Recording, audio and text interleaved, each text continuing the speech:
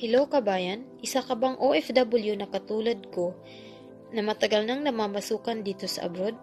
Gusto mo bang makauwi at makasama ang iyong pamilya sa Pilipinas? By the way, I'm Rodelyn Perez, isang OFW dito sa Kuwait. Mahigit isang taon nang namamasukan. Kagaya ng karamihan, ay wala pa ding ipon sa aking pagdi-DH. Hando na yung pagod, puyat at pagsasakripisyo mo bilang isang domestic helper. Buti na lang sa pag-scroll ko ng Facebook ay nakita ko ang negosyong ito. Sinubukan kong pakinggan ang negosyong ino-offer nila sa akin.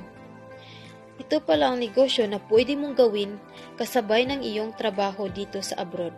Kahit di ka man makalabas ng bahay, o busy ka man o patagulang, pwedeng-pwede mong gawin. Pag gusto, may paraan. Kaya, nung sinubok ko ang negosyong ito, ando na yung takot at duda ko.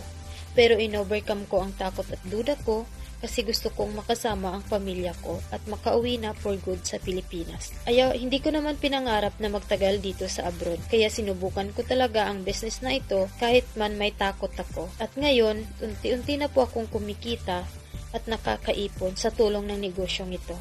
At hindi na po ako takot umuwi ng Pilipinas kasi may negosyo na po akong nasimulan. Kaya sa mga naku-curious po dyan, just comment below how, just click and send a message, usap po tayo. Salamat po sa panonood ng video ko. Once again, I'm Rodelyn Perez.